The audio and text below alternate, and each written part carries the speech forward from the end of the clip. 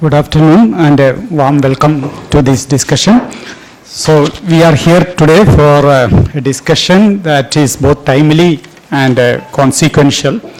The 16th Finance Commission report has been tabled in Parliament, and as a research institution that has long engaged with the questions of public finance, development policy and federalism, CDS feels a special responsibility to bring together people who can help us examine what these recommendations really mean for India and especially for Kerala.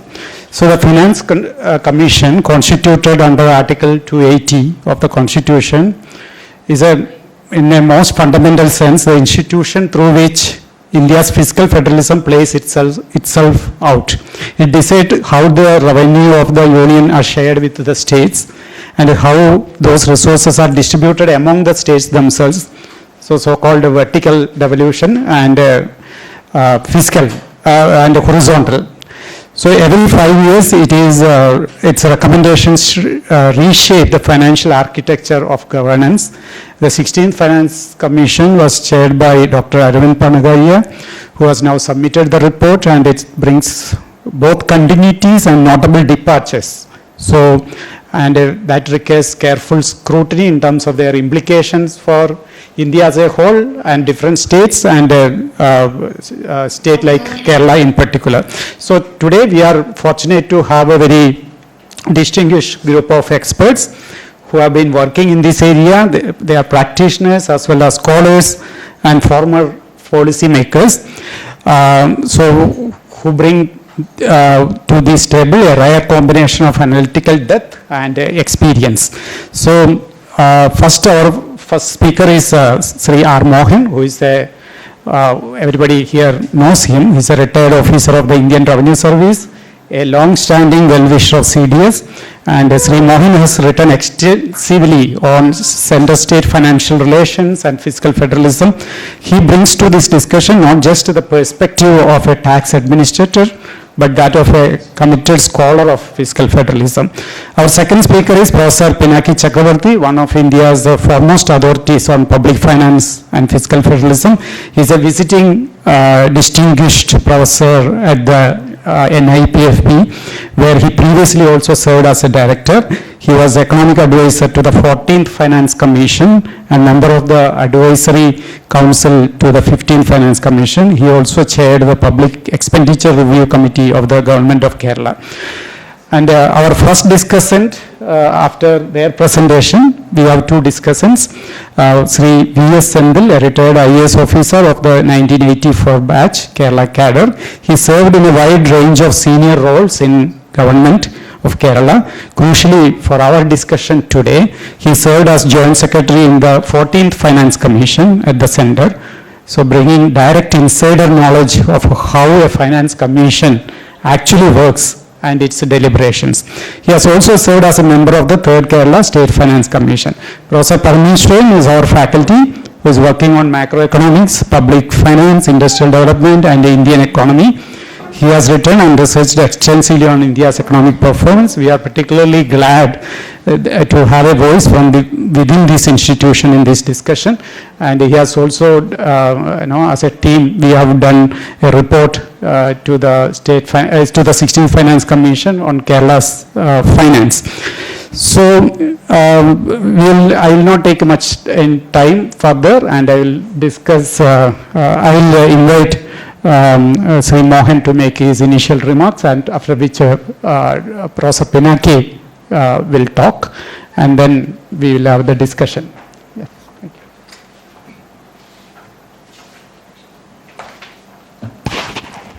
I'll quickly run through the recommendations of the 16th Finance Commission, which basically the prescribed share of the taxes which the union shares with the states has been retained at 41%. So the commission has not made any departure from that of the 16th FC. Next one.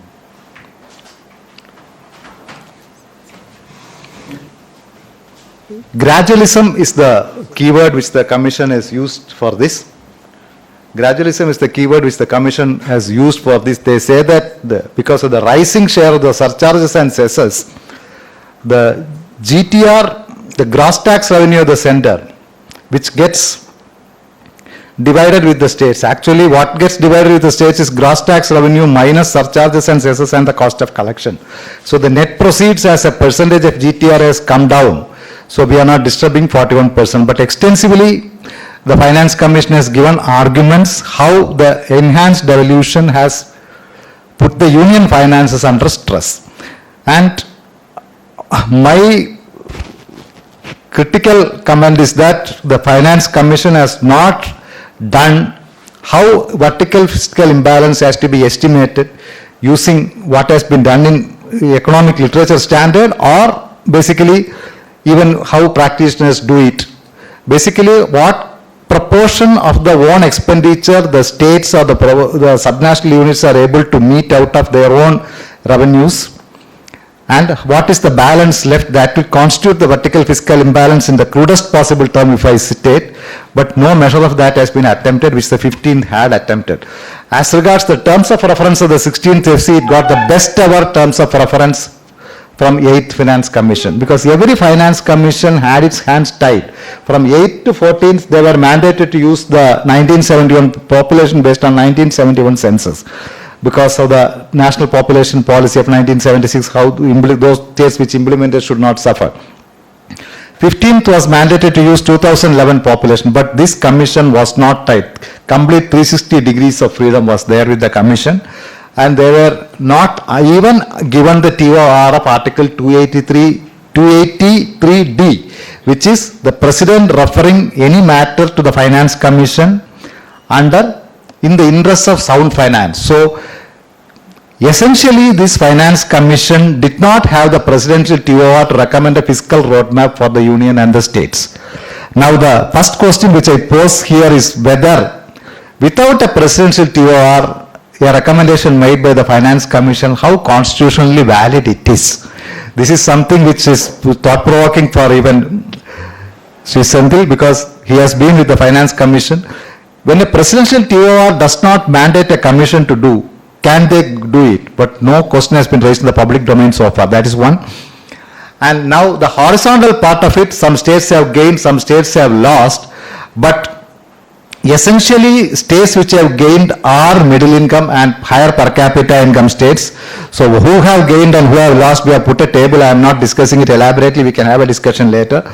But low Rajasthan, Bihar and Uttar Pradesh, they have lost their share little bit. Now, if we see the Spearman's rank correlation coefficient between the per capita income and the shares, the negative slope still remains, but the statistical significance is lost. 15th Finance Commission, this share was statistically significant, the relation between per capita income and the tax share at 2% level, but this Finance Commission's recommendation is not significant even at 5% level.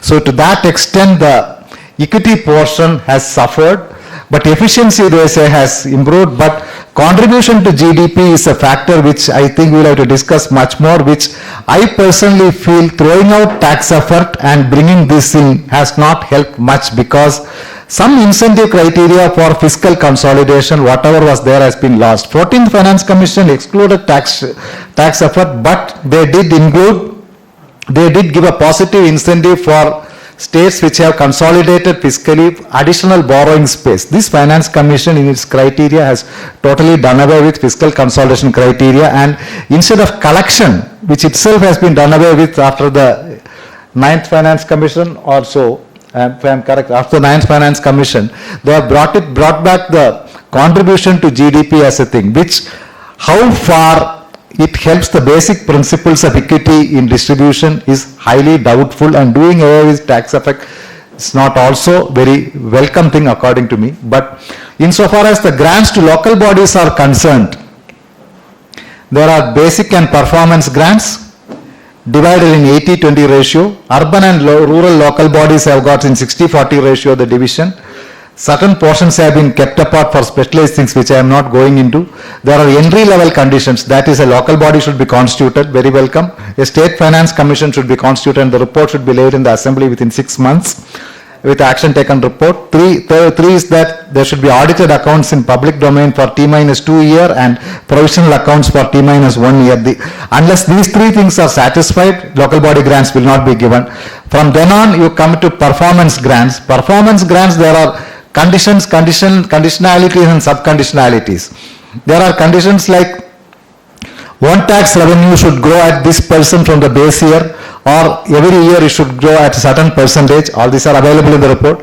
But block panchayats in a three-tier system, Grama, block and district panchayats, block panchayats will lose their grants if 75% of the Grama panchayats in their geographical jurisdiction do not achieve the performance criteria. How this is relevant, one is at a loss to understand, because block panchayats are not the administrative authorities for the Grama panchayats. So how to deprive them of the grants if Grama panchayats do not perform.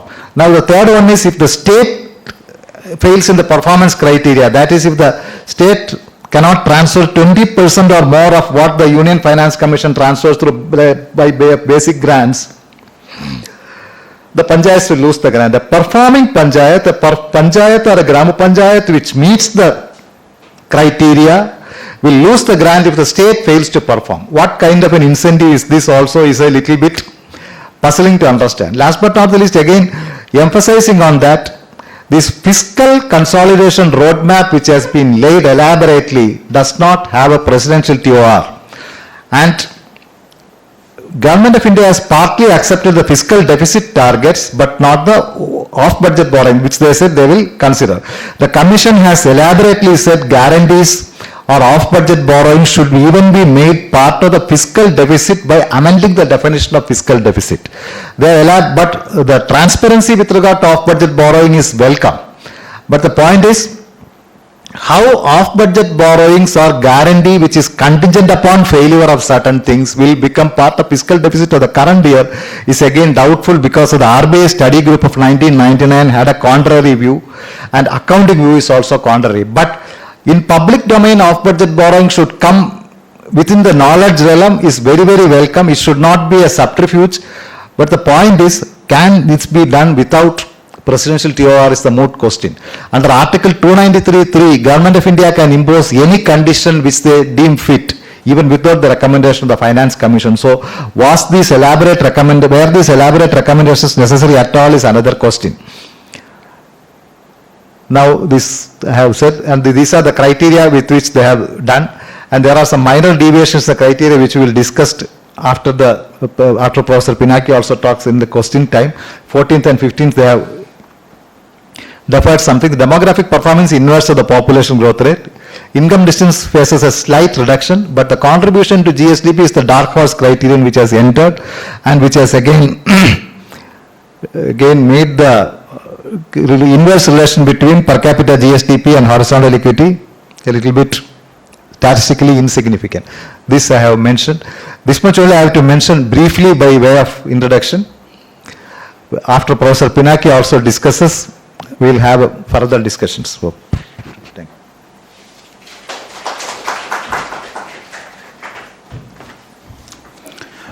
you. Professor Pinaki, are you there? Yes. Yeah, so please. Good afternoon. Yes. This you have to.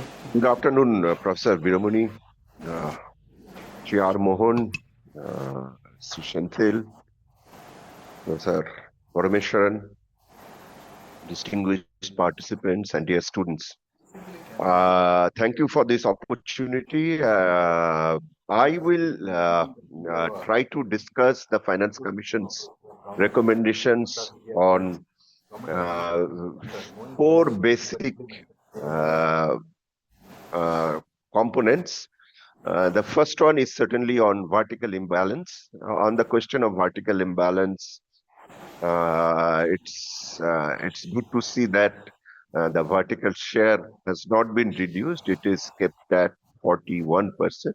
However, there are that brings kind of continuity in the level of vertical transfer that is happening to the states. But there are a couple of issues that we need to keep in mind when we look at this vertical devolution. One issue that is much discussed and debated is the issue of cess and surcharges. And it was really very high as a percentage of gross tax revenue during COVID, because government of India was imposing a lot of cess and surcharges to finance revenue expenditure need at that point in time. However, the share of sessions and surcharges have now come down, but it still constitutes a very high part of the a very large part of the total revenue. So there are a lot of estimates available. Roughly, it's above 14-15%. So there is an issue of how much of the gross tax revenue is shared with the states, and in that context, given prevalence of sessions and charges, we have an issue with the vertical devolution. But that's not the only point. Of course, cess and surcharge is a continuous issue. Successive finance commission have talked about amending the constitution and having cess and surcharge as part of the divisible pool. That hasn't happened. But without getting into the discussion on cess and surcharges and the divisible pool going down, that is well known. I think the other issue that I would talk about on vertical devolution is the approach taken by the Finance Commission. So one is, when you read the report, it appeared that this level of vertical devolution is not good because it actually reduces center share, the point that Mr. R. Mohan mentioned.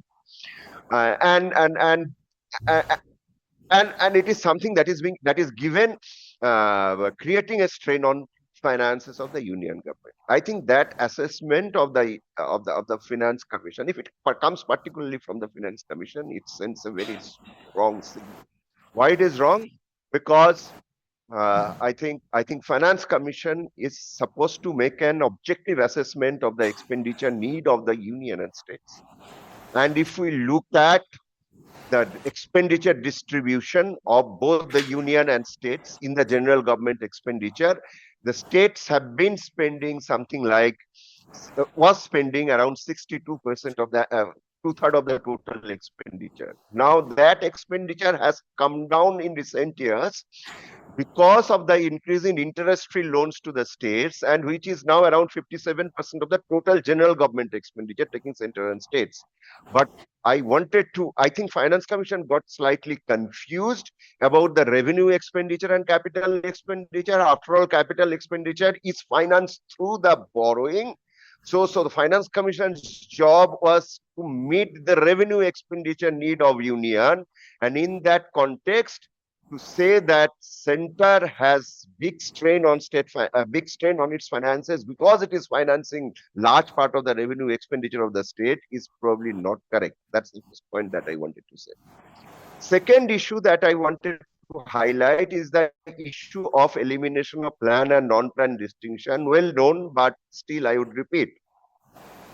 It is elaborated in the 14th Finance Commission report very clearly, and where it is said that the normal central assistance, which used to be called the Gadgil formula assistance to the states, used to be around 6% of the divisible pool. So when 14th Finance Commission increased it to 42%, so 32% was the 13th Finance Commission's recommendation. 6% of the divisible pool made it 38%, and there are some other grants which was discontinued by the 14th Finance Commission that made it around 40-41%. So in that context, there is no structural change in the imbalance as far as the union state expenditure assignment is concerned in the last 15 years. That means last 3 Finance Commission award period, 13, 14, 15. 16th is just starting. So in that context, structurally nothing much has changed, except that a lot of institutional changes have happened, and this also resulted in a lot of increase in central spending, because number of centrally sponsored schemes, which were at one point of time in 2014 itself, we started with 28 schemes, 2015, 28 schemes after the abolition of plan, non-plan distinction. Now the number of schemes have increased to something like 48 or 50. So the point is that there's a lot of central spending happening through the centrally sponsored scheme.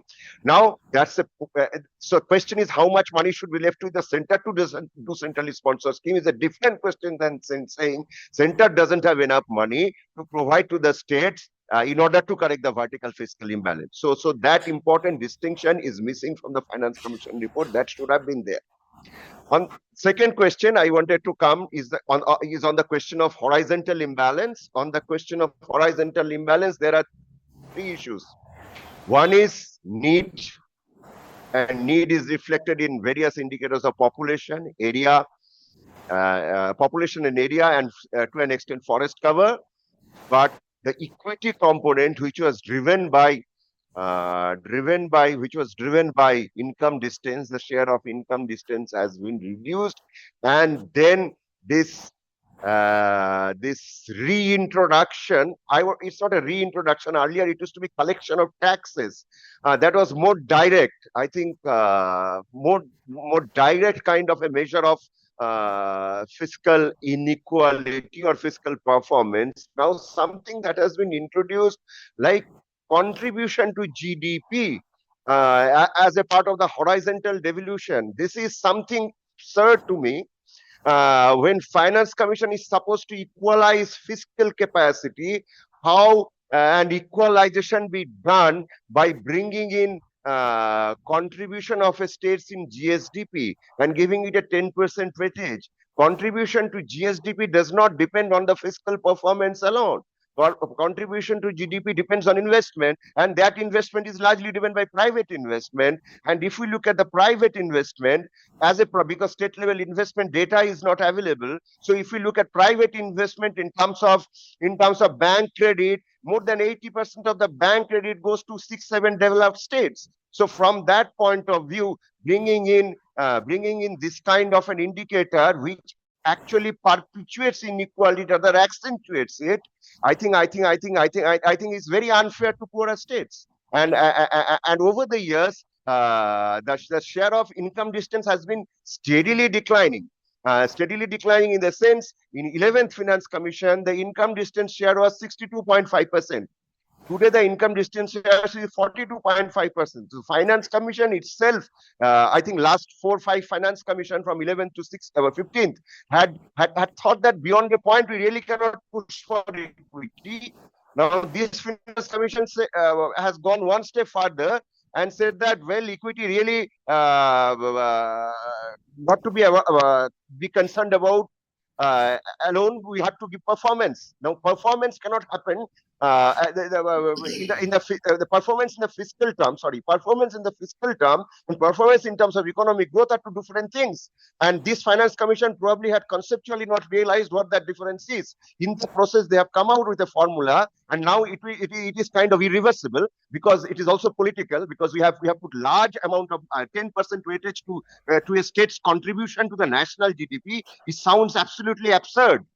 Okay. Now I would go to the third issue, that is the revenue deficit grant and the expenditure need. Now, on the question of revenue deficit grant, we have to make a distinction between nomenclature and the idea. The nomenclature is revenue deficit. Before the non-plan distinction, it was non-plan revenue deficit grant, because plan grant used to come from the central government, from the planning commission. Now, when this plan non-plan distinction was gone, so we really could, in the 14th Finance Commission, we could not have given a revenue deficit grant. I was part of the 14th Finance Commission as economic advisor. So the non-plan part was removed. I think it was called revenue deficit grant because expenditure need covered both the planned expenditure and the non-plan revenue expenditure. Now, it is not a deficit grant. It's a grant which is given after assessing state's expenditure need. Probably, it should have been, the nomenclature should have been changed by the 14th Finance Commission to say that the expenditure need grant when the non-plan revenue deficit grant was eliminated. Now, to distinguish a deficit, deficit post an assessment. It is not an actual deficit. So the state has certain amount of revenue based on the finance commission's recommendation, finance commission assessment. State has certain kind of expenditure need for the next 5 years based on finance commission assessment. If there is something that cannot be covered after giving the devolution, that grant will have to be given. That's a legitimate way of doing things. Now there is, it is not encouraging fiscal profligacy at the state level. Now using the term revenue deficit as as something which is to encourage fiscal profligacy, I think again lacks basic understanding of the way finance commission did work in the past. So that is the other point that I wanted to highlight.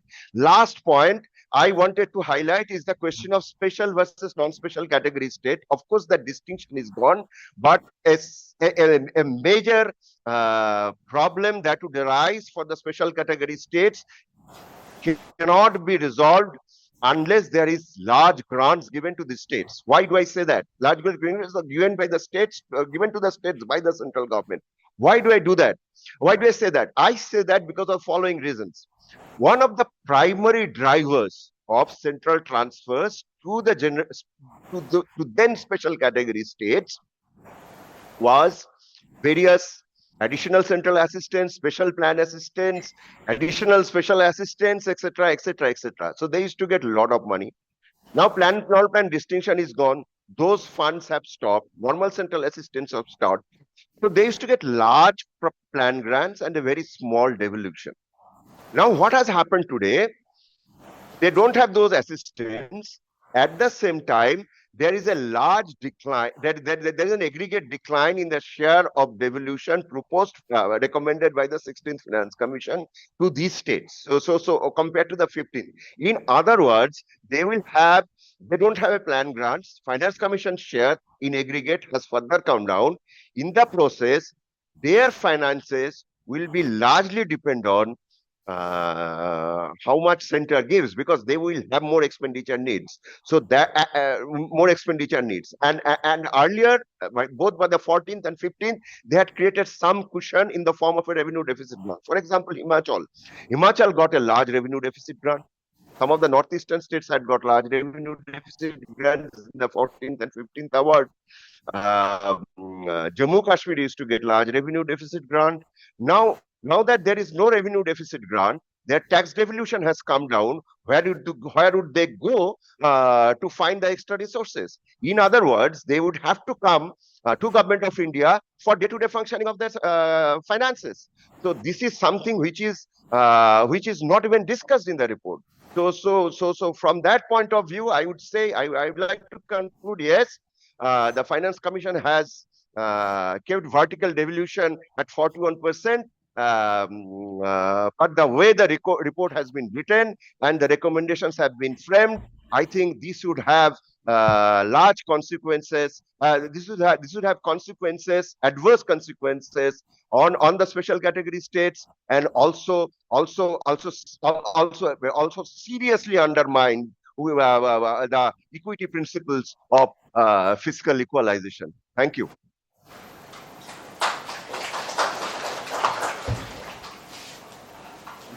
Additional point to what Professor Pinaki has elaborately mentioned. Article 275 of the Constitution, a long-standing transitory article, actually till Parliament legislates the Finance Commission. So far Parliament has not legislated, so 16 Finance Commissions have been making the recommendations. Now Article 275 grants are recommended or can be given only on the recommendation of the Finance Commission, are recommended for states in need of assistance. That is only as long as Parliament does not legislate. Yes. So till then, President is grants based on the recommendation of the Finance Commission. So what it is given for, it is recommended for states in need of assistance. It does not talk about revenue deficit or a revenue surplus or a capital deficit or a capital surplus. In fact, K.C. Niyogi Commission, the first Finance Commission, had eminently stated that even if a state is in revenue surplus or balance, that does not disqualify the state for a grant if it is in need of assistance. So now a bad name has been given, that is revenue deficits are to be financed. A cavity has to be filled. And the bad name was very easy to throw the thing out. I mean, now Article 275 can also be balancing grants. Take any formula. Formula is not intentionally discriminatory. If you alter the criterion or one or two criterion or alter their weight slightly, there can be huge disturbance to the tax devolution shares. We have done the simulation exercise. I think Professor Veeramani, Professor Pinaki and myself, we were together in that drafting committee for Kerala. So when we try to alter the weights in a minor manner, fluctuation is violent. So when you put contribution to GDP and when you reduce the income distance, when you introduce inverse of population, some states will benefit, some states will lose, because one edge of the devolution is soft and the other edge is sharp. So you have to have a balancing grant so that the states soft land. A state which is losing the tax devolution cannot suddenly have a very hard budget constraint. So it has to soft land. So there has to be balancing grants. This was a concept recommended by the 15th Finance Commission for Telangana, Mizoram and Karnataka. That for 1 year, they received less by way of tax devolution than what they received by way of tax devolution and grants the previous year. They should be given grants. Government of India did not accept that. I think it's a very wrong decision not to have accepted that. So it is not per se revenue deficit grants, but doing away with post-devolution, post-tax devolution grants in a summary manner is not a very conducive thing for soft landing of states, and that recommendation is too hard. I think if future finance commissions also stick to it, there can, center-state relations, there can be sore points. One more additional point is, Finance Commission has made a statement that, it's a right statement, that some states are not effectively tapping their tax potential. They have used the stochastic frontier method and said that they are within the frontier and effectively tax potential is not tapped. If effectively the tax potential is tapped and expenditure is rationalized, there is no need for revenue deficit for states, so they can as well have a balanced revenue or surplus. But my counter position is to the whole thing is that you do it for states, it is well and good. But why such an exercise of realizing the tax potential was not done for the union as well? If union too taxes at the potential, exploits the potential in a better manner, your divisible pool will naturally enlarge. That exercise is found lacking in the Finance Commission's report. That's my second criticism of that. Thank you.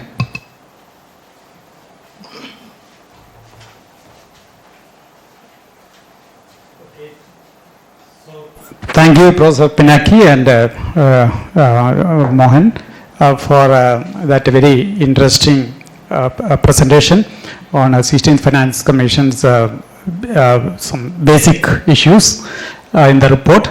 So now I invite Shri Senthil to make his remark.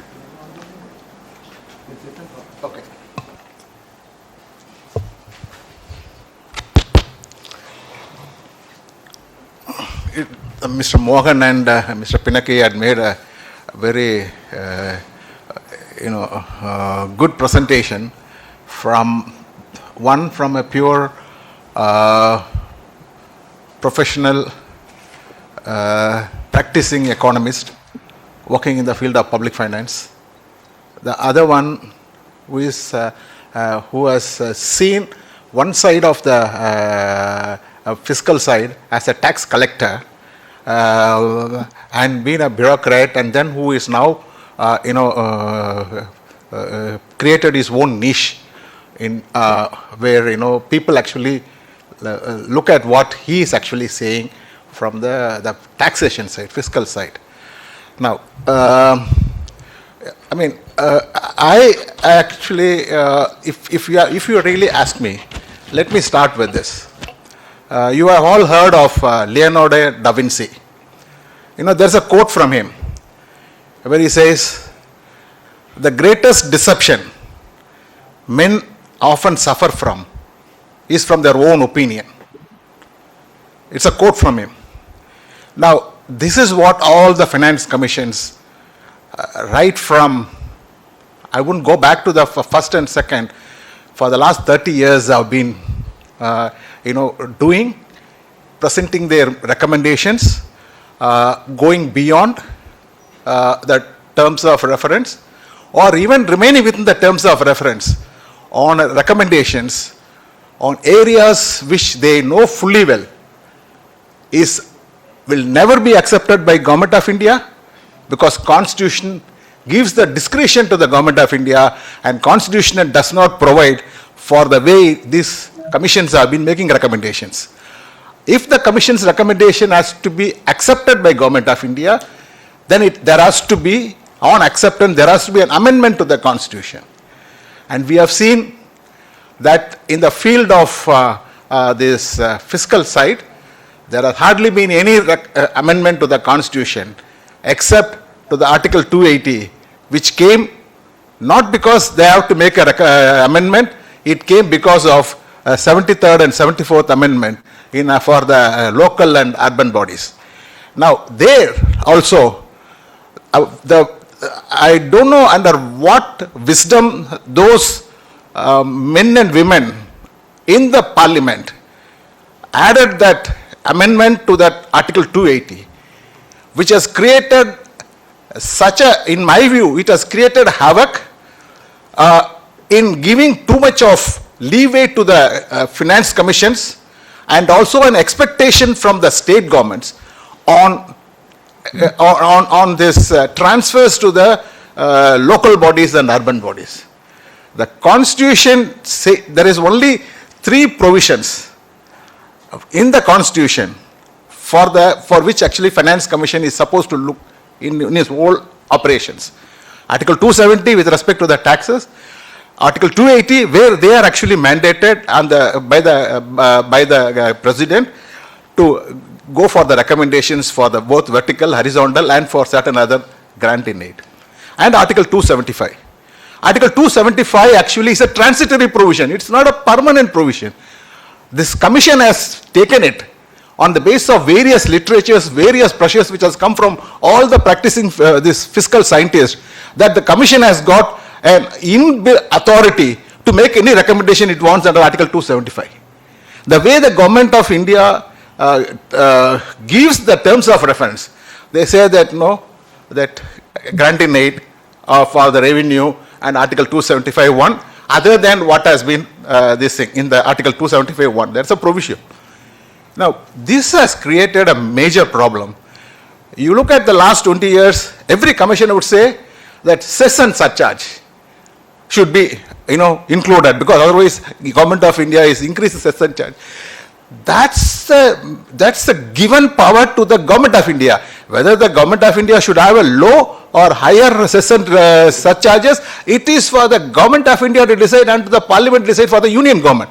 It is not for the states or for the Finance Commission or anyone else to say that you should bring down your cess and surcharges, because that's not part of the divisible pool. It cannot be. That's under Article 280, you can't just do that one as for the 270. Now, every commission would make a recommendation, cess and surcharge is not being added, therefore include, or you have to take that into account. This is not the way it can be done. Number 2, if you look at the Article 280, it says very clearly for the amendment after the 273rd and 74th, measures to augment the consolidated fund of the state. It never uses the word either sum or grant. As is used in Article 275, it uses the word sum for states which are in need. By the Parliament, by law. Until that law is passed, it will be made by the President. And then once a Finance Commission is appointed, the President, it can be done only after recommendations of the Finance Committee to the President. Now, even if you look at the terms of reference, they have used the word measures, and then they add the word that this grant in aid to be given under 275. We are linking that one. Now, that's why rightly, if you look at some of the comments which the Commission has made, they are split into the 2. One is they look at the measures, and number 2, they look at the grant in aid going. Now, if you purely look at Constitution, which is the text, you cannot interpret it in the way you want. It is given, and there's a legal meaning for that. The legal meaning for the word measures is different from amount, sum, or grant. But what we have done over the years, we have given room so much. So they created huge literature over all these years. Our focus should have been over all these years only limited to this. In that way, one, I would say that this commission has moved one step forward, that they have done away with every grant and Article 275, they are not recommending. No state specific. Many of these people who have been, very keen, these exponents and, these supporters of fiscal dentistry would be very upset because the job of fiscal dentist is over. He says, I will not be fiscal dentist anymore. No gap filling. He also looked at, all this specialized one, state specific, sector specific. He says, no more multi-speciality, we are closing down. We just have a prescription, you get it, go to the general the dispensary of the Government of India, whatever you get it, you get and go.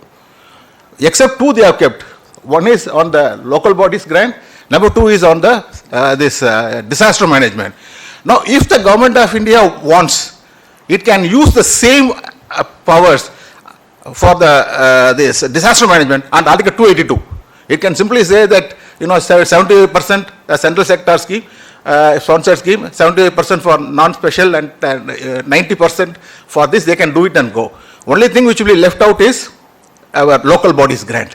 Now that's a way, because we have gone travel so far, it is very difficult to make the cut. It's very difficult today.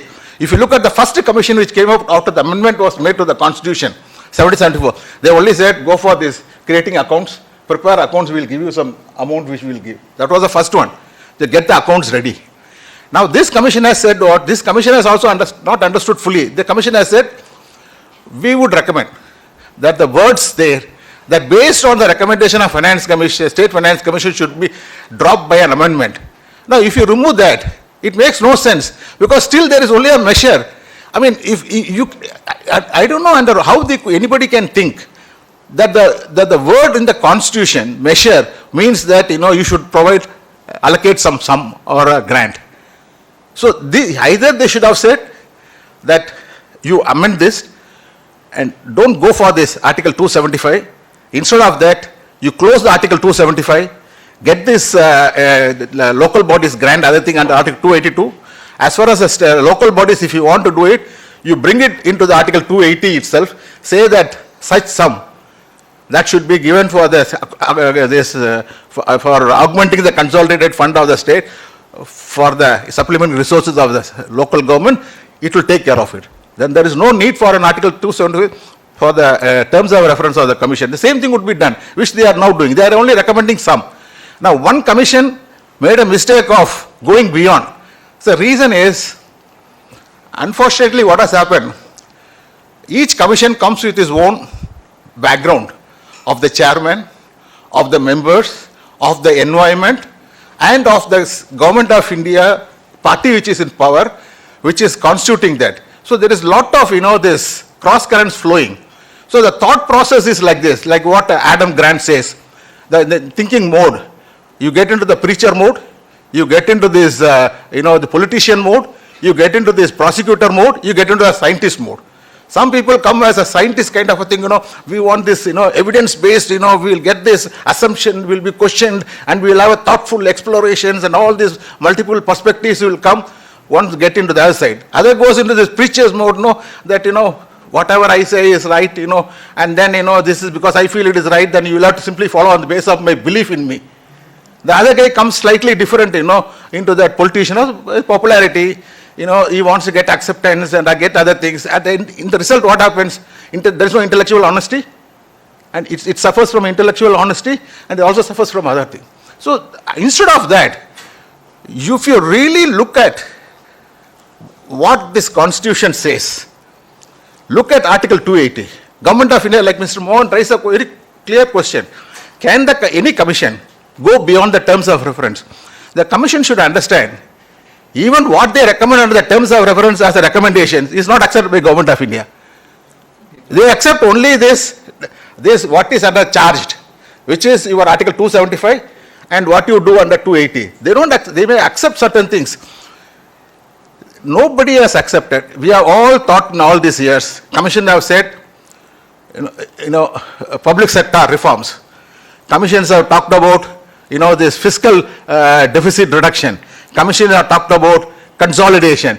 Commissioners talked about, fiscal side. Commissioners have talked about off-budget borrowing. I mean, none of this can ever be done by Government of India or by the state government because the Constitution does not provide. There was only one provision in the Constitution for regulating the debt of the state government. That is Article 293. Nothing else. So what's the point in adding this? We are only creating more and more, this thing for next commission will come back. They think that my previous commissions have done, so they do the review. Just like a political scientist or anybody who is writing a thesis paper, they do all the review. And then he will come out with certain assumptions, certain this thing, then say, I'll validate it, go for an evidence, go for a normative kind of a thing, you come back with certain things. No, but you should understand that the clear mandate be given by the Constitution for you is only Article 280. And 275 only if Government of India wants it to you. If they make a law saying that under 282, we will do this disaster management, then what will happen? There is no need for a 275 to come for this. So my only thing is, unfortunately, we have created a condition. We started off this journey from 50, when we had the plan on one side and we had the Finance Commission on the other side. The Finance Commission looking after the non-plan, the planning was supposed to look after the plan. So both were having the 5-year going. No, today there is no plan commission is not there. So in my view, if at all they should look at it, they should go for a fundamental change so that it will be easier for the people, easier for the commissions coming in future. Instead of 5 years, they should go once in 10 years. Look at only Article 280 and 82. Then the commissions will actually not come out, with this. Every 3 years, 5 years, huge debates takes place on a horizontal formula, this thing, that forest cover, then that, this population is a census is only once in 10 years. You will have 1 year you will take for 2 commissions. Even if you take some, let's say you take 2021, the population, the only thing which matters in that is what Pinaki rightly said, is your income distance, per capita income. There are some 4 states. Those are the states which need to be hand-holded. Those are the states which should be concerned. Those are the states which should actually give something addition to what you are normally giving to the people. So not from the point of fiscal equalization, which has been a most, corrupted, unused used word in this, I find. Everybody talks about fiscal equalization.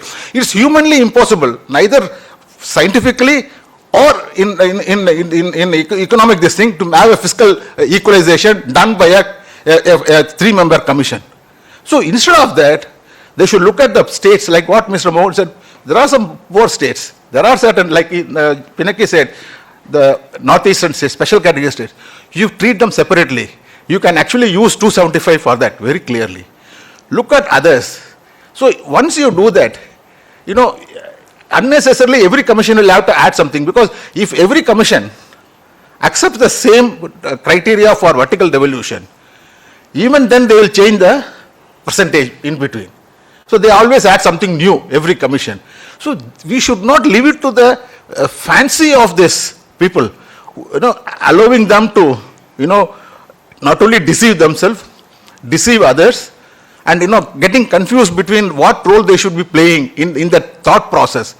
Between the preacher and other, this, a politician or a scientist or a prosecutor. So my suggestion would be that this commission has actually, I should not give my opinion, because if I give my opinion, I am again deceiving myself. So I will give it as an argument, because argument is based on a logic, rational, and it is justifiable. So my argument is, neither this commission or the previous commissions has done what was actually mandated to them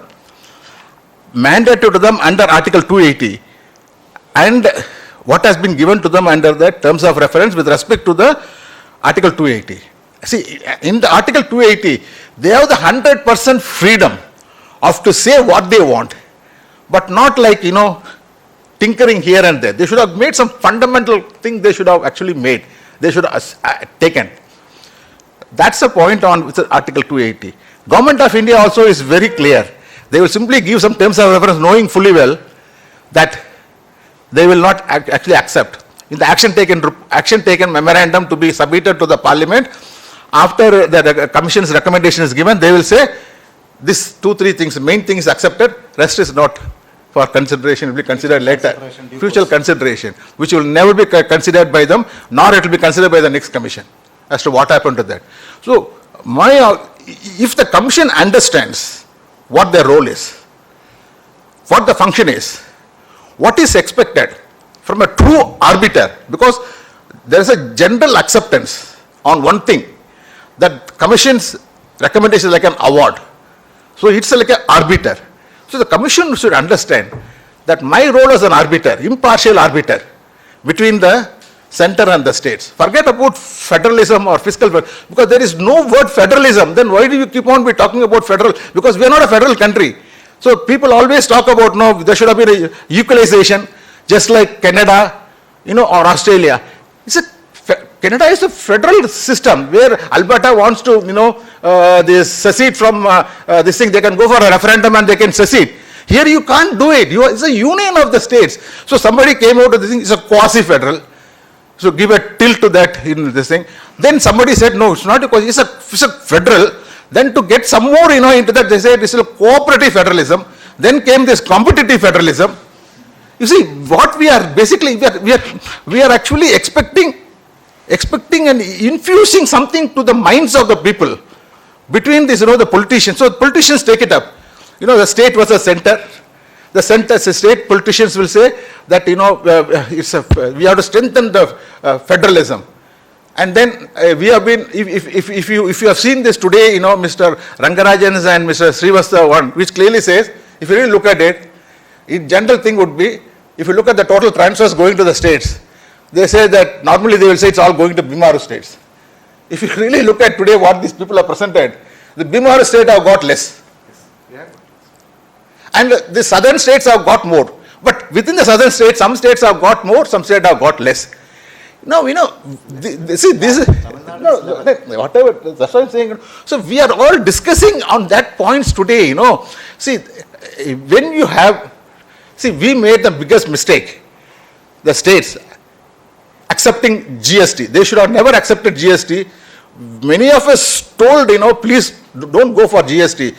We persuaded the states because we were working for the states, they all went there, no, it will all flow, buoyancy, everything will be there. Now having surrendered it, no, you can't just say, no, the GST is affecting us. You only wanted a GST, you only wanted it, and as a GST there is a formula shared between the center and the states, and you have got a limited power to tax today, and then you want that offset by telling the commission to recommend that cess and surcharge should be added to that. No, instead of it, if you each partner, each player understands this is what Constitution says. So this is what I can do, this is what you can do, this is what I can expect. Then all this, the huge expectations based on hope, based on a kind of luck which will actually flow or hope will come. Hope doesn't come just like that. Hope doesn't come like that. So I would say that this commission has done what other commissions have done. In moving forward, it's a time has come for everybody to start a discussion of what we should do and or what we should force the president to determine what terms of reference he or she will give to the commission, and expect the commission to do the full justice by working within the terms of reference and coming out with something that will strengthen the fiscal position of the center, the fiscal position of the state, and it will create the necessary conditions in the country for growth to take place by infusing more and more capital coming from outside.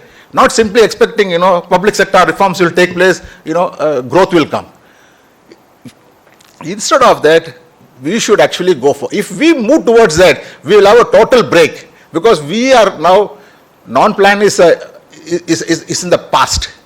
Plan is in the past. All these are past now.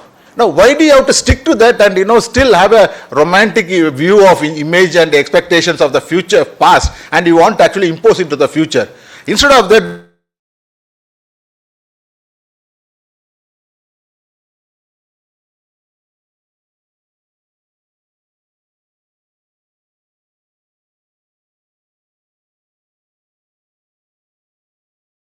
correction path. Because each state has got its own FRBM. Government of India has got an FRBM. Each constitutional body under the constitution, whether a state or a center, they are bound to the legislature and bound to the population. If the people feel that the government is violating the FRBM, then either the legislators or the people should vote for them in the coming elections.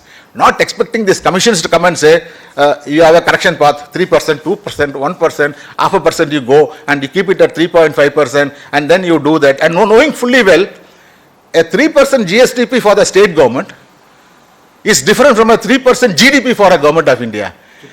If you really do it, it's coming out 2.7. I used to do the calculation. It's coming out 2.72 or something. If you really look at the GSDP. So basically you have actually altered it. When the 12th finance commission is 6%, then you said 3% for this thing, and then you have a 3% GDP, so it has to come to about 5.8. So that time it was such a buoyant period. Mr. Pinaki will actually I think correct me. In 2008-9, the 1 year combined fiscal deficit of the nation, it was only 5.8 or 5.9. We reached that one year. Center also reached. Because of that, we were below that 6, and at that time they said you should go for a 60%. 60% total combined debt. That's what. And today, what these people are recommending? Again, they say go for a 60. I mean, you see, this is only for making a statement. That's not the job of a finance commission. Finance commission has got a mandate, an obligation, and that's why they have chosen the best minds to work together. And not simply, come out something, every 3 years, 5 years, and that creates a lot of debate, lot of continuing down the below, saying that, was he right in taking this variable? Was he wrong in taking this? You can only debate because what has been done has done and is gone and nothing can happen in the next 5 years. So after 5 years, something else has to come. So my argument would be, look at the pure constitution, text of the constitution, and we should not think anything beyond the text of the constitution as given in Article 280, 270 and 275. If you are very clear with this, we will not have any major discussion or even showing a softball or a hardball. Some people always will throw a softball at a finance commission's recommendation, oh, that's a good one. Somebody will say hardball and saying, no, it's not a good one. That debate will not happen. So that's my argument for this. And this is, like I said in the beginning, I have not made my opinion, because if this is my opinion, then I am actually deceiving myself. I said only constitutional provisions I have only presented today. Thanks. Okay, so thank you so much. And so we are, raising some of the very fundamental issues, about the Finance Commission. What should be the recommendation, that it should restrict its recommendation to the essential mandate, and it should be as per the Constitution. So it's very fundamental kind of issues that is being discussed. So I will continue with this, Professor Parameswaran. Because actually but this T1 was precise compared to 15. No, but even these people are Yeah, good afternoon. My reading of the recommendation of this 16th Finance Commission, I would like to see it from a development perspective. And as my previous speaker, Mr. Senthil, whether India is a federal country, quasi-federal, or a union, I take it as India is a union of states. I think that is what is defined in the Constitution. And in that union of state also, it is important that there should not be too much disparities, because if there is too much disparity in terms of... Nature is part of basic structure. So yeah. That's an interpretation. But so, text is different from interpretation. Yeah. So the issue here is that why do we need Finance Commission? Essentially to equalize, that is, state have more expenditure responsibilities and center has more revenue opportunities. So we need some equalization. So now the question is whether we can do equalization in India given the huge disparity in per capita income across Indian states. For example, when you look at the disparity, Goa may be one of the richer states. It is, I think, 9 times richer than the poorer states of Bihar or UP. When you remove the Goa and take the next bigger states, Kerala, I think Kerala is 5 or 6 times richer than the poorer UP or Bihar. So then that richness is also reflected in their spending also. For example, when you look at the in 21-22, when Haryana spends 100 rupees per capita, UP is spending only 44 and Bihar is 31 rupees only. So so in this context, it is extreme disparity. It is difficult to equalize the what is called fiscal capacities across states. So that is the idea that Finance Commission role is to equalize fiscal capacities. That is not possible here, but in other federations it is possible. For example, Canada, Australia, US, where the disparity is very small. The ratio of the richest to the poorest to richest, or rich to poor is only a 1.4, 1.2, something like that. So now, what is its implications? There exists the wide disparity in the per capita expenditure of states, and then what happens is that when the spending is also if there is a wide disparity in spending, the services is also widely vary. For example, the purpose of the government expenditure is to provide public good.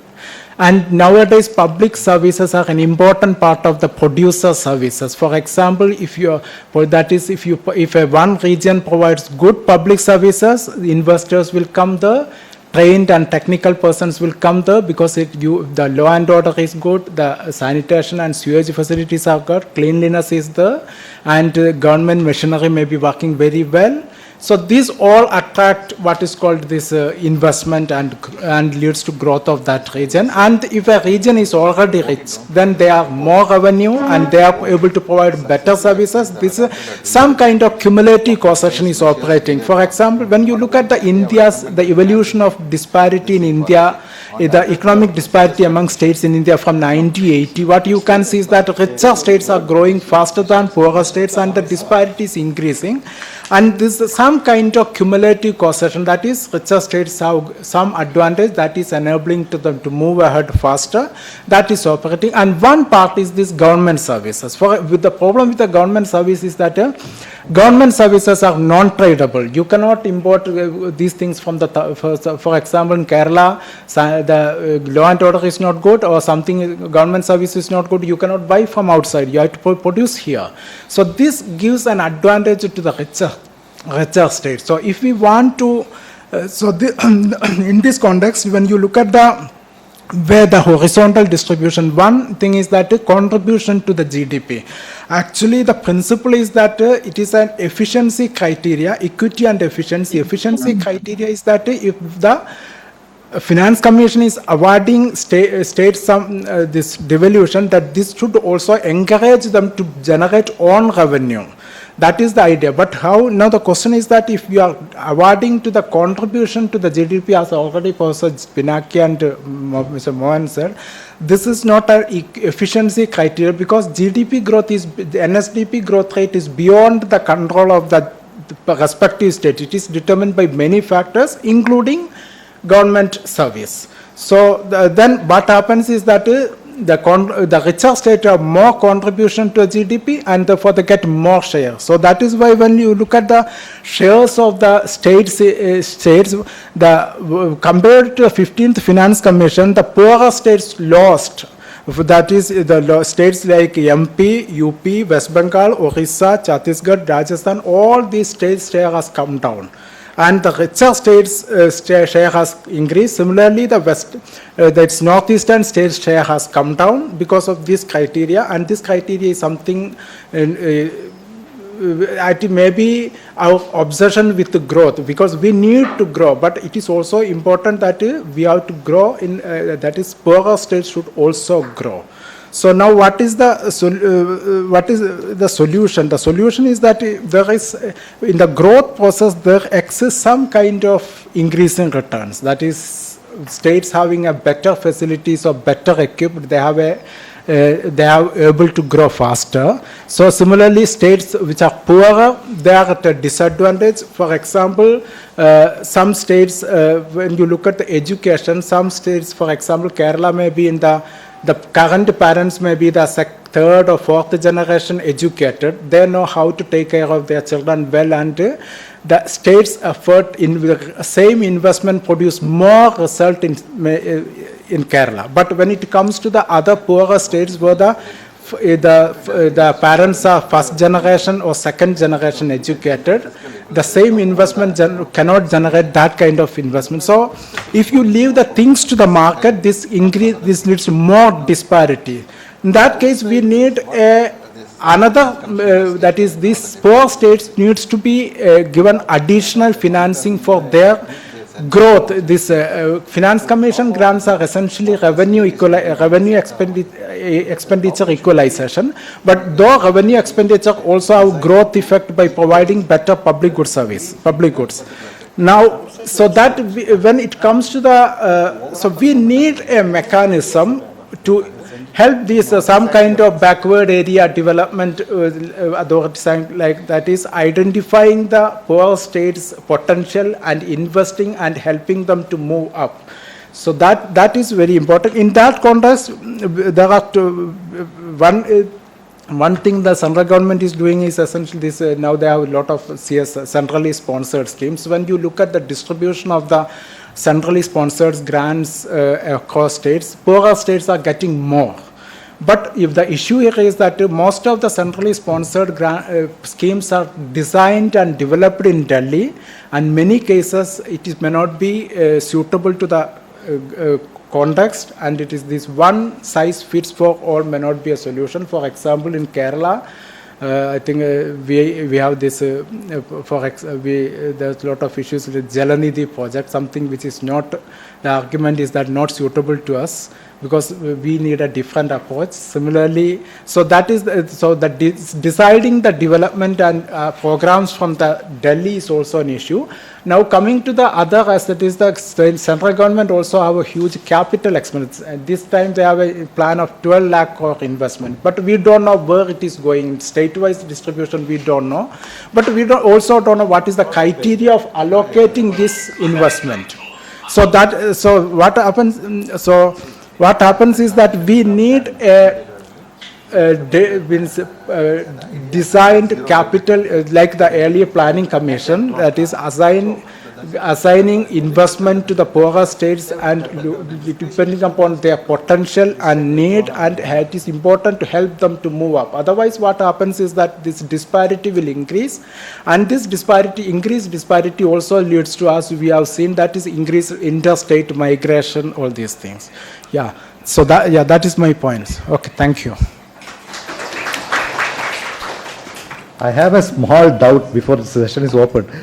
Are we expecting too much from the finance commissions? Basically, 16th FC in its report has made a succinct statement that we have a limited objective, we have a limited period, we cannot solve these equalization problems or efficiency problems. Much depends on political ecosystem, pressures from below, so many things. So, for a finance commission, they cannot incentivize or disincentivize the interstates equality or inequality vis-a-vis provision of services. They can only take this as given and provide the grants which may be perverse incentivizing or incentivizing. This is another take. Okay, so thank you. So we have a very excellent presentation by four experts who are working in this area. Now, I think there is also interest among the audience, and there are some people also joined online. So I think we will keep it open to the online participants first to raise their questions or comments. But before that, I just wanted to ask one question to the panel members, that before the 16th Finance Commission submitted report, and when they were visiting states, all over the country, different states, so there is always this discussion, in CDS also we held this discussion that, the past finance commissions issues, problems with the first Finance Commission issue. One of the issue is that that many southern states raised is that better performing states have been discriminated against. So better performing in terms of demographic performance or income growth, population control. So these states have been discriminated against. So there is a general feeling, particularly the South Indian states, that they have been discriminated against by the previous finance commissions.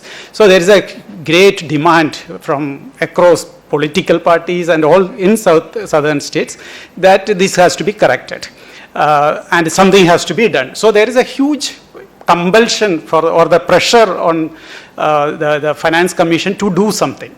And I think this Finance Commission has responded to that demand. And that is why, this measure, share in GDP might have brought in, so that complaint and that issue is, and also this is a political problem because there is a North-South divide that is also kind of emerging. So they have to look at issues a little bit broader terms also to ensure that the union of state stays. And there are not that difference that is emerging slowly, south-north kind of difference has to be addressed. So do you think that is the major reason why they brought in? That is one question. And also there could be, apart from that, there could also be other reasons like, while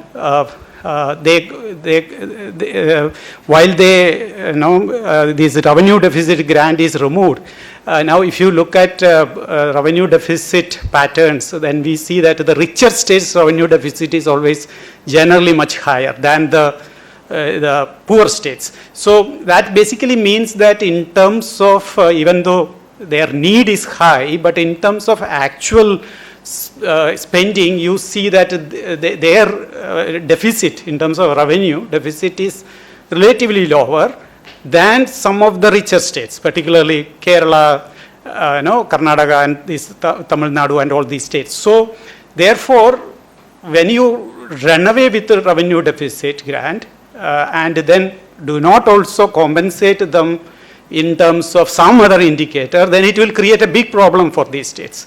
Already there's a big complaint earlier that would, so it's a kind of balancing exercise that you get away with the revenue deficit, but then compensate them somewhere. So do you think that is the kind of thinking that might have gone into in that recommendation?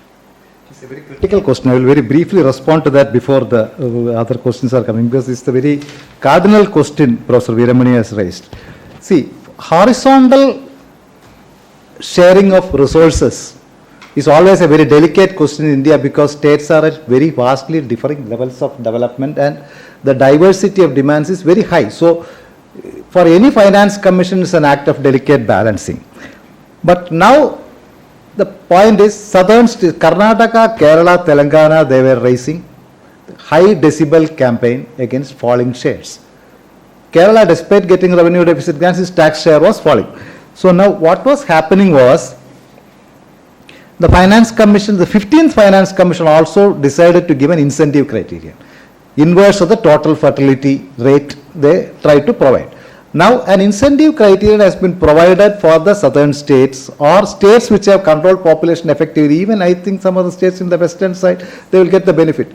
Those who have controlled the population effectively, inverse of population growth from 1971 to 2011 has been given 10% growth. I think that is a correct response to the demand for balancing the needs of the states. But what is the fundamental role of the Finance Commission? To ensure that provision of minimum level of public services at comparable cost to citizens across the country, irrespective of her or his place of residence. So current population should be the basis. But when you balance the population, 1971 population, that growth you have balanced. Now tax effort you can balance. But the point is, when you start putting contribution to GDP, this is again a personal view, you are adding it up with something else for certain states. Kerala is not one state which is going to benefit with that. It's an aside. Now, if that is done, that's a counter equity criterion. Instead, tax effort, even collection was a bad, in a way, a loaded criterion. tax effort would have been a better criteria. Now here, the balancing grants come into play. Even if you feel that the political temperature is hotting up with states at the south or some other states are feeling the pressure of secular decline in their shares, what the Finance Commission could in its wisdom have done, their wisdom is different, is superior wisdom, but could have done is, for the northern states or Bimaru states or whichever states or northeastern states have faced a decline, for them a balancing grants could have been given under Article 275. It need not be revenue deficit grant. Revenue deficit, if you don't want to fill the revenue deficit, well and good, take that principle. I have my own views, I am not entering into that. But Article 275 in toto, if you take it apart, it disturbs the act of fine balancing. Northern states have not protested.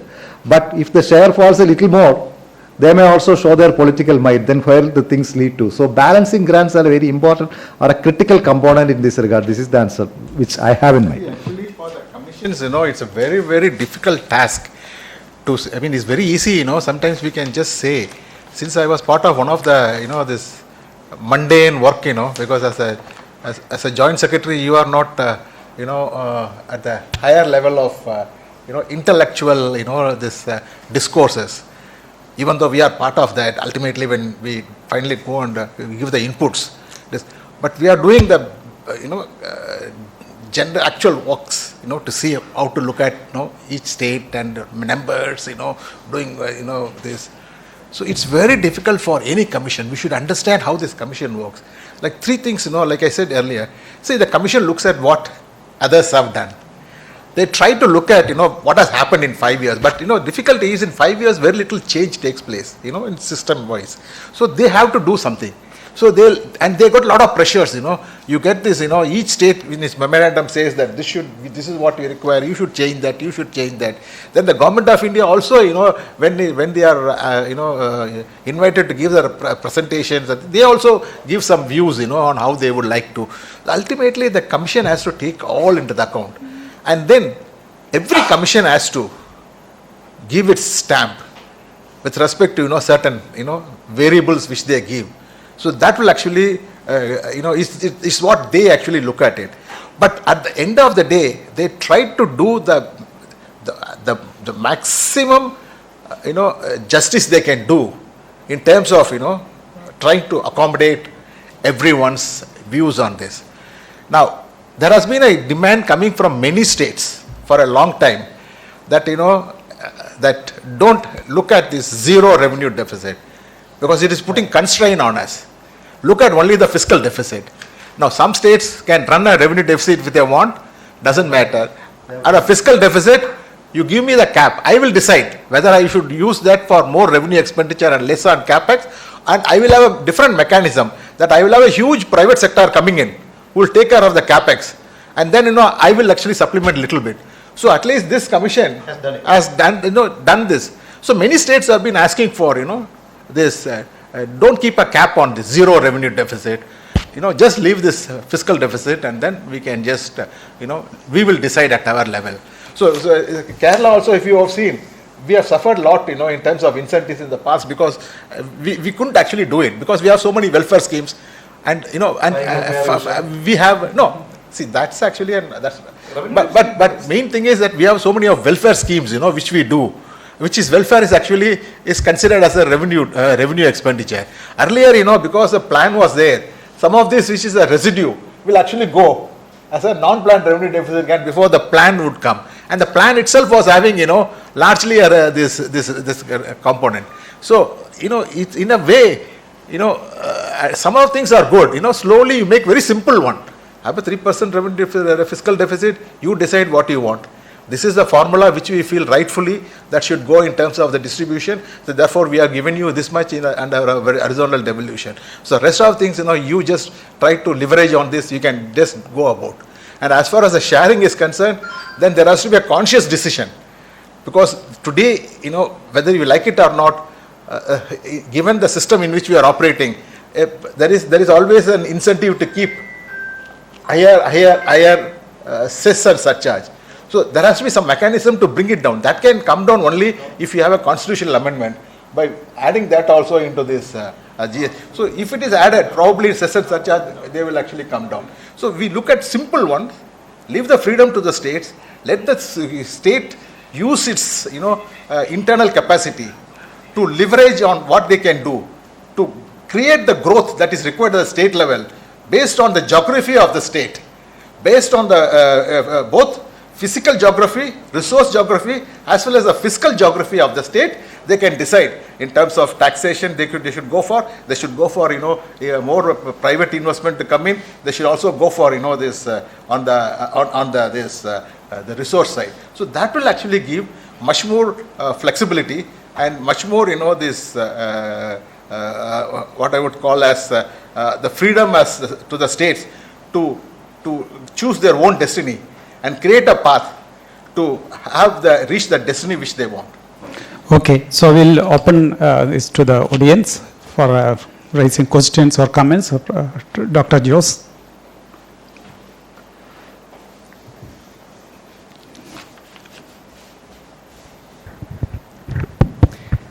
Thank you for a very illuminating, informative presentation which sorted out a number of issues I have had. Thank you very much, all the presenters, Mohan, Pinaki, Shri, Senthil, and Parameswaran. Now, let us not, by any stretch of imagination, question the logic, the rationale for the finance commissions. It has been mandated to correct the imbalances in access to services across the states and thereby suggest formula which can bring in the kind of devolution that can correct the inequalities in the opportunities. But the point is, despite the functioning of the past 15 finance commissions, the problem remains the same. We have got an aggravation of interstate disparities in per capita income, interstate disparities in per capita expenditure. There is something fundamentally wrong with the way we have been allocating, or we have been spending, or we have been facilitating the expenditure pattern in the states. And I think it's time we took a second look at the whole process, because this is going to get worse. I'll conclude in a minute. The new formula for deciding the per capita income. By the way, there is going to be greater emphasis on service industries, and naturally the richer states are going to emerge a lot more rich, and the distance is going to be wider, and you're providing for lesser distance and things like that. Essentially, it's a question of, as Pinaki said, questioning the validity of the formula they are suggesting. All of us mount high decibel campaigns against it. Those campaigns are part of the game, but then let's say historically the Finance Commission has served a very valuable purpose. Once upon a time, Punjab was a rich state campaigning against this kind of unfairness in distribution. That was in the 70s, and this is going to happen from the southern states. Still, the humanitarian case exists for the fiscal devolution, whatever the formula we adopt. Thank you. Okay, so any more questions? Yes. See, actually, what Joe said actually is absolutely right. In fact, since you rightly raised this Punjab, I will just because I know that Punjab's fundamental problem was that they have a structural imbalance, which they created post 1982. If you really look at how it has gone, it is between 82 to 87, 88. They actually started that undergoing the total, this structural imbalance. They're huge. The revenue side expenditure went on a non-planned side. B, the kind of debt they actually got done. So it was very, very difficult to help get them out. Even after 10, 15 years, they are not able to come out of it. And I'm not going into reason as to why they have not come out of it. So it's a like you rightly said, it's a state level. They should actually do something about how they could give.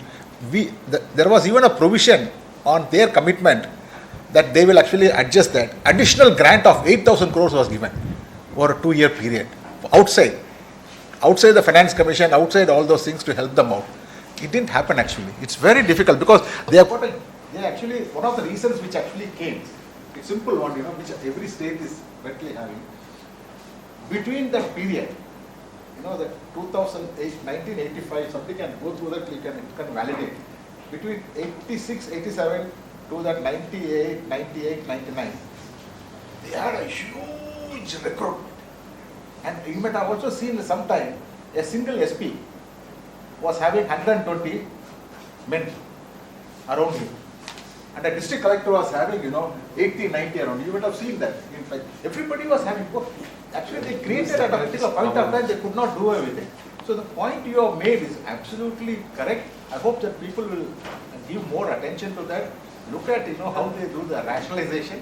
And, at that, and then we should create an incentive for undertaking the rationalization. So that, they look at the future. So anyone on participating online want to raise question?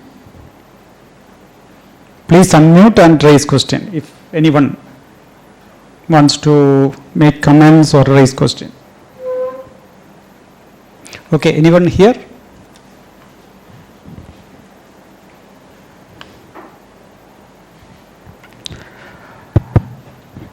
Okay, Dr. Pinaki, you want to respond to any of the comments or any question? Yes. Thank you, Professor Veeramani. I just would like to make 3 comments very briefly. One is on the question of South versus North that you raised, Professor Veeramani, and then the question of revenue deficit grants and the last point that Dr. Joseph made. I think on the question of South versus North, yes, there is always a balancing issue there. But I think what is not discussed in terms of, overall economic growth and prosperity in South,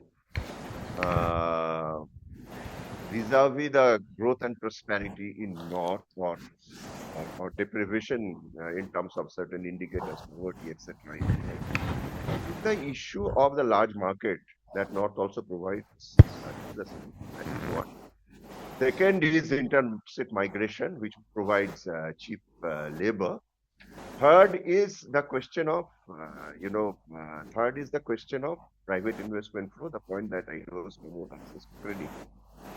So in that context, these also contribute to the tax base of the South. So we're looking at it purely from the how much money Finance Commission gives, because that's available from the budget and it's quite visible. It always looks very it looks unfair to those who are performing in terms of growth. So that is I think we need to take a larger view. Then second point, I am just giving Indian example. I am not going anywhere else to bring this example. There are states who were very prosperous in the 1970s and early 80s. One classic case is West Bengal, and where West Bengal in its memorandum, if you look at the 5th and 6th Finance Commission's recommendation, some summary is available from the 5th and 6th Finance Commission report. West Bengal used to ask 40% of the income tax should be given back to the state in the form of collection, because collection was an indicator of income tax. Income tax, one of the indicators used by the Finance Commission was collection.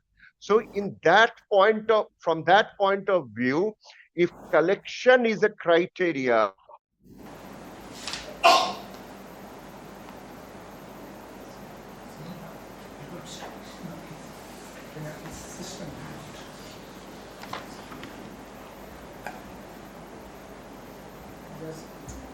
compromising equity because of pressure, that can itself act as a hindrance to growth in the long run. So we really cannot cannot undermine equity just to succumb to pressure because finance commission thought that, well, we have to accommodate their request as well. That's not the way the finance commission should be working. That's the first point.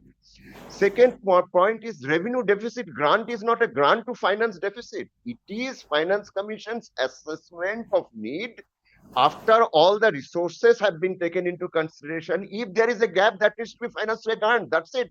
So why do we call that we are financing fiscal profligacy by giving a deficit funds? The constitution. So that is the second. Third issue that I wanted to highlight, I think on the question of revenue deficit, not a target, and fiscal deficit is the only indicator. Welcome, but this was done by the central government in 2018. So I don't think there is any choice for the Finance Commission to put a condition on the revenue deficit reduction of states. That's again something which was, and anyway, they were not asked to do what should be the FRBM provisions because that's beyond their TOR. So this is something which you need to think about. Now, do you think going forward, as any future Finance Commission will be able to remove this contribution criteria? It's very difficult. Now, and secondly, it is not bounded. If we are talking about fiscal equalization or giving something to equalize some kind of some partial fiscal kind of an equity, in that case, something which directly impacts expenditure equalization, we should be talking about that we are bringing some macro indicator called share of deficit GSDP, which is absolutely absurd. I think, yeah. And on the local body, I completely agree. I think local body, we need to rethink how Union Finance Commission should be fighting. Should they be giving this large amount of grant? I think that is something which is to.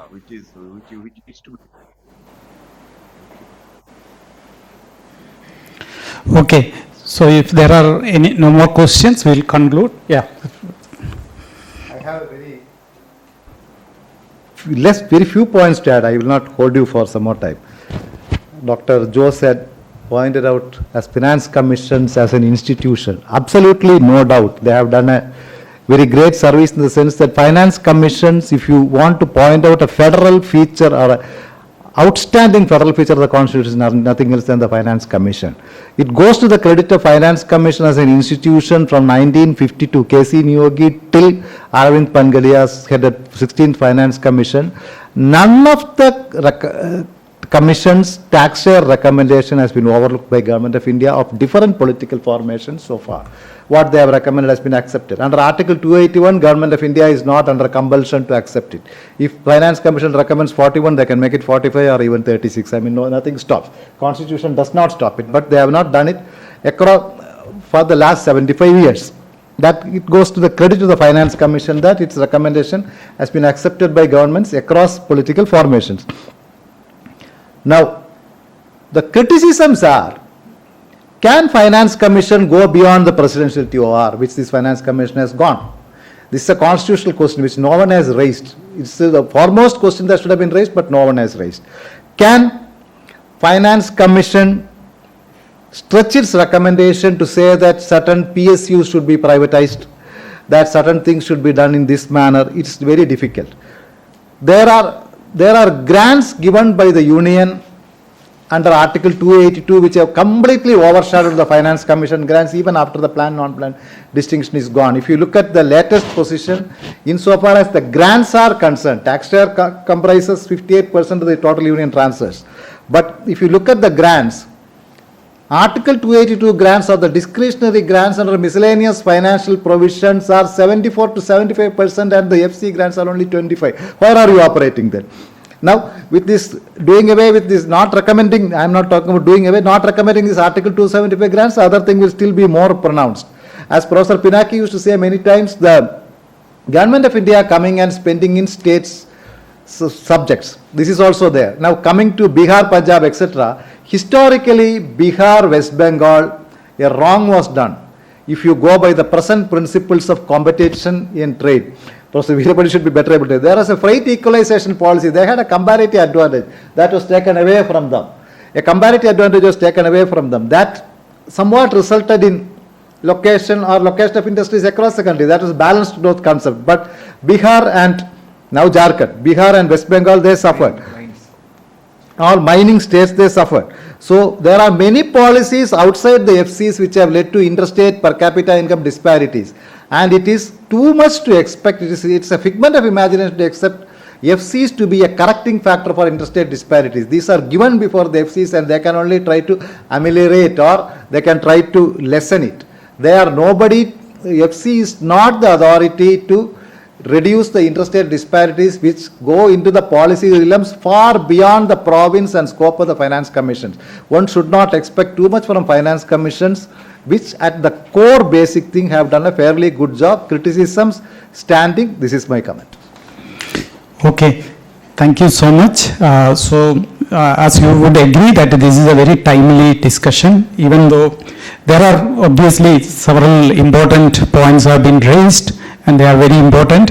Even though as already mentioned, this is not going to kind of change the recommendation because already the reports have been submitted. It is there with us for the next 5 years. But then it is important to have discussions so that we have clarity about basic things, basic concepts and all larger issues about a federal system, the arrangements with all this. So therefore, this is an important discussion. It will go on and we are sure that when the next finance commission comes again, this type of discussion will happen and what we are discussing now will come handy at that time.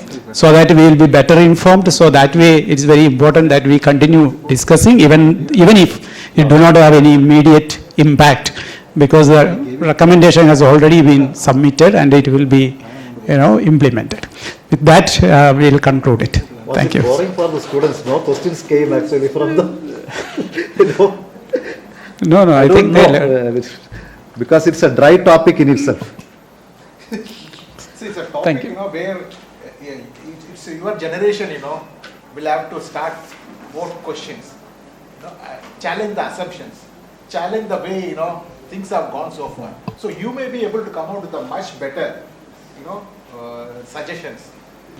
You may be able to better, apply the strict, the scientific and, theoretical, challenge these assumptions. Then come out with what you actually feel, will be good for the country, for the states, as well as, in terms of, how the Finance Commission itself should relook at within the mandate given to them under the Constitution, try to address. So far, there's one point which everybody understands in Government of India is we all treat it as the Finance Commission award. There is no word award. Recommendation. It's only but Government of India, that's one big thing which has happened in this country. That's one of the reasons there's so much of credibility on the Finance Commission among the states is so far the Government of India has accepted the recommendation as far as relates to Article 280 and 275 as an award. So they have never challenged it, they have simply accepted it. And that has given the credibility. So it's treated as an award. So that way, Commission has actually done a very good arbiter role for all these years, like what Mr. Mohan said. Thank you.